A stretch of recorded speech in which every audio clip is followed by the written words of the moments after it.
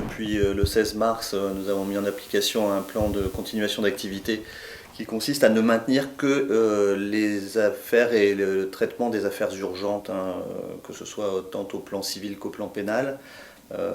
Nous ne prenons que ce que nous ne pouvons pas renvoyer à plus tard.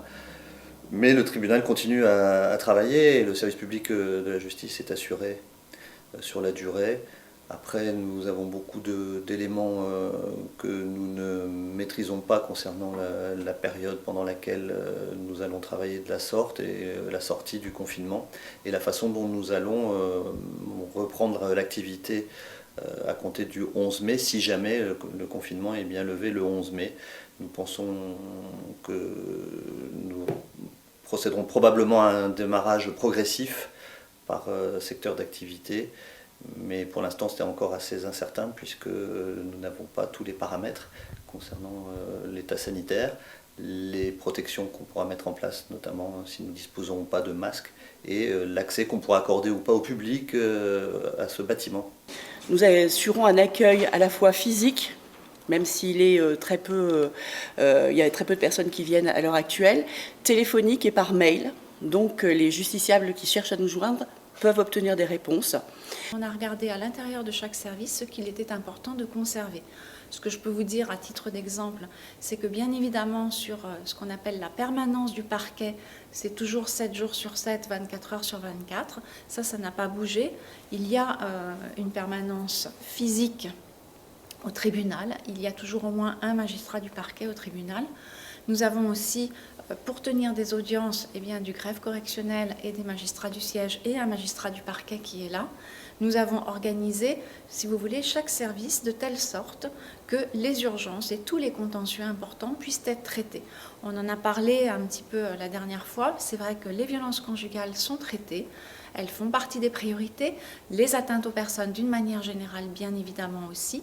Les violences intrafamiliales, les vols d'opportunités, les vols opportunistes par exemple. Vous avez à l'heure actuelle, alors on en a peu sur la région, mais ça a pu se passer au niveau national, des gens qui profitent de ces périodes bien évidemment pour commettre des escroqueries particulières ou tout simplement voler du matériel médical qui, vous le savez, ces derniers jours et ces dernières semaines surtout, s'est révélé particulièrement précieux.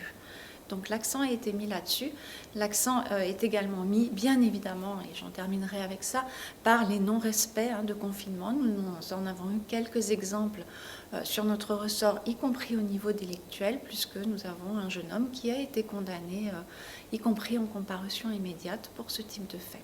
Donc à titre d'exemple, ce qu'on appelle le TTR familièrement dans le langage parquetier, c'est l'endroit où se traite l'ensemble des procédures qui sont diligentées par les enquêteurs et qui continuent à l'heure actuelle à faire des enquêtes, comme je vous l'ai dit, sur des thématiques plus appropriées, parce qu'il faut faire non pas des choix, mais prioriser les enquêtes à l'heure actuelle, puisqu'on ne peut pas toutes les faire, puisque les effectifs sont moindres partout.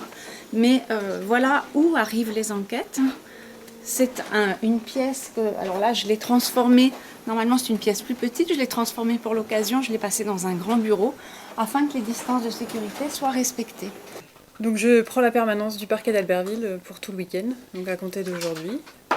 En commençant donc déjà au sein du palais de justice et puis ensuite nous sommes de permanence 24 heures sur 24 tout le week-end. On a toutes les infractions qui sont en lien avec la violation du confinement et puis on constate actuellement à la permanence une hausse des violences intrafamiliales, donc soit conjugales, soit sur les enfants ou sur les ascendants éventuellement. Donc ça, c'est des choses qui sont prioritaires au niveau du traitement de la permanence du parquet. Avec des suites qui peuvent être données et des présentations qui peuvent se faire au palais de justice. Je suis juge du contentieux de la protection. Et ça comprend donc le juge des tutelles, qui est un juge en fait qui ouvre des régimes de protection pour des personnes qui n'ont plus toutes leurs facultés intellectuelles, pour les aider ou les représenter quand elles n'ont plus la capacité de s'exprimer. Donc en fait, on est ouvert pendant cette période-là parce qu'on ne peut pas laisser les personnes dépendantes sans soutien.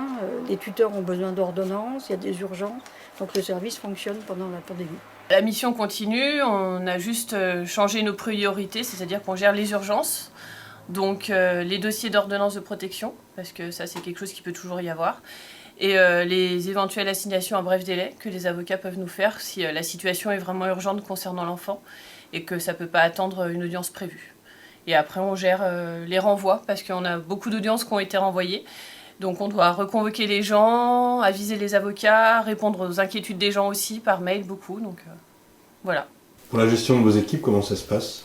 Alors nous avons réduit la voilure au maximum, mais en assurant une continuité du service, c'est-à-dire que le tribunal, encore une fois, comme je vous le disais, est fermé d'accès au public, sauf pour ce qui est extrêmement urgent. Donc nous sommes sur un bâtiment qui est amené à recevoir à peu près 70 agents en permanence, nous sommes actuellement une dizaine.